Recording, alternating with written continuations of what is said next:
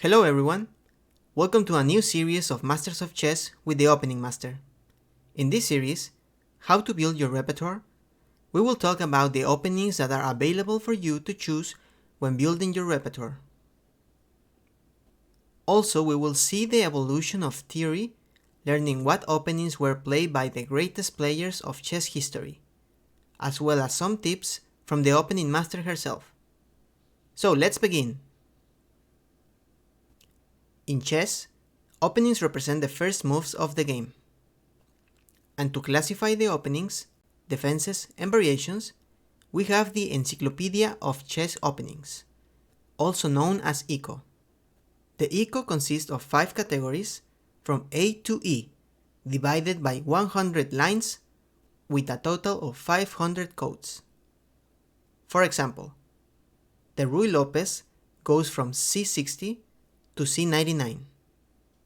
But the martial attack in the Ruy Lopez represents code C89, while the Breyer defense in the Ruy Lopez has codes C94 and C95. Now that we know that each code is a variation of certain opening, let's check how they are classified and what are our options to start building our repertoire. Section A is where we can find openings with the first move of white being other than E4 and D4. All our regular openings are in A0, such as B4 and F3. A1 is the Larsen opening, with B3. A2 and A3 is the Bird opening, with F4. From A4 to A9, we have the Reti opening, with Knight F3. And then we have our first big opening, the English opening, with C4, which consists of codes A10 to A39. From A40 to A49, we have some atypical replies to D4 and minor openings of D4, Knight F6, such as the Trompowsky attack with Bishop G5. From A50 to A79, we have the Budapest Gambit, the Benko Gambit, and the Benoni. And to conclude with the A section, we have the Dutch defense, D4, F5, from A80 to A99. The B section is occupied by the semi-open games except the French defense.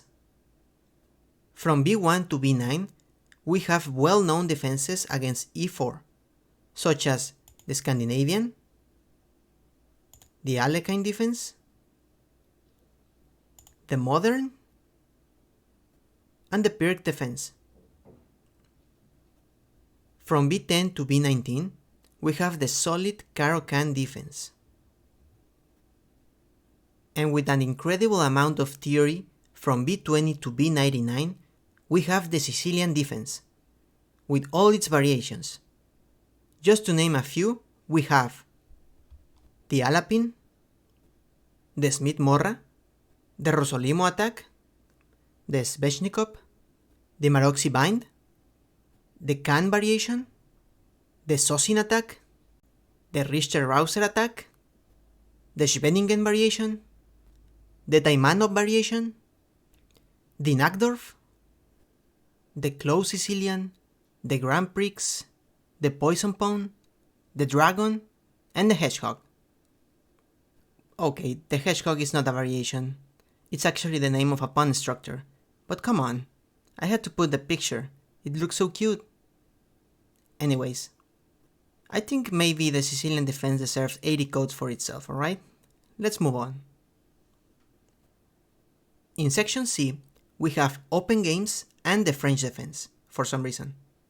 So to start, we have the French defense, from C0 to C19. Then we have a variety of open games in response to E4, from C20 to C59. We have the Bishop opening, the Vienna, the King's Gambit, the Philidor defense, the Petrov or Russian defense, the Scotch, the Four Knights game, the Guico piano, and others. But the main line of the open games cannot be other than the classic Ruy Lopez from C60 to C99. The D section is separated for the main responses against D4 of white. From D0 to D5, we have lines such as the London system and the Cole system. And then, from what it could be the most played opening in chess history, we have the Queen's Gambit, and all its variations from D6 to D69. And to finish with this section, we have the Grunfeld defense, from D70 to D99. For the last sections, we have the Indian defenses against D4, the Catalan from E1 to E9, the Bogo-Indian defense in E11, the Queen's Indian defense from E12 to E19, one of the most popular responses against D4, the Nimzo-Indian from E20 to E59, and last but not least, Fischer's favorite, the King's Indian defense from E60 to E99. Now, how does a repertoire look like? A regular repertoire requires first of all a first move with the white pieces. The main moves are E4, D4, and C4. If you choose E4, you will have to prepare against all the semi-open defenses and the open games.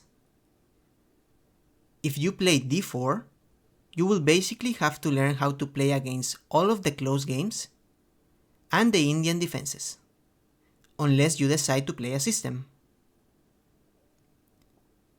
If you choose C4, you need to learn the English opening and all the transpositions from D4 lines. Finally, you can choose to play either the Bird opening, Larsen opening, or Reti opening, and forget about all of the other lines. With the black pieces, you will have to learn one defense against E4.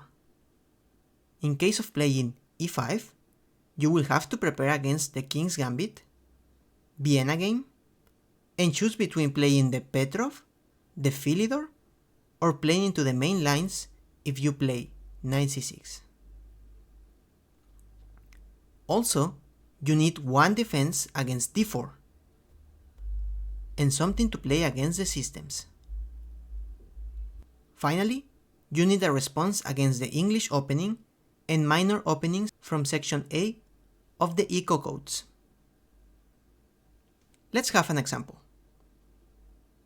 If I want to play E4 with white, and let's say I want to play the Ruy Lopez against Knight c6, then I need to prepare against all the semi-open defenses, the Petrov, the Philidor, and obviously the Ruy Lopez. With the black pieces, I need a response against the minor lines like the Larsen and Bird opening, the Reti opening, the English opening, one defense against E4, for example the Caro-Kann, one response against D4, let's say the Nimzo-Indian defense, and something to play against the systems. All of the choices have pros and cons, because in chess there is not such a thing as the best repertoire. Here are some tips from the opening master to build your repertoire and start studying openings. Number 1. If you're just making your repertoire, do not play both E4 and D4 with white. It's just way too much preparation. Just stick with one opening move with white. Number 2. Watch all types of games, even if they are not from your openings. I have listened to people who think it's a waste of time watching games that start with openings that are not in your repertoire. This is false. The ideas that can happen in the middle game and end games can make you learn valuable lessons. Number 3. This next tip might sound counterintuitive, but do not spend too much time studying openings. By this we mean that your study sessions should involve openings, middle game, and endgames. Only studying openings will not help you win games, because when you reach the end of the opening in your games, you will not know what to do next. Remember, the end of the opening does not mean the end of the game, but the beginning of the real fight. Before the end of the video, I want to tell you my own experience with building my repertoire. When I was a complete beginner, I didn't know any openings at all. I just knew the general rules of openings, such as develop your pieces and castle as soon as possible. I used to play e4 with white. With black against e4, I played e5. And against d4, I didn't know what to play.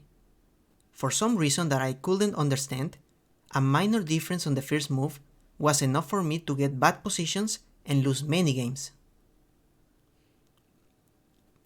When I got my first chess coach, he taught me one of the Indian defenses against d4 that worked really well.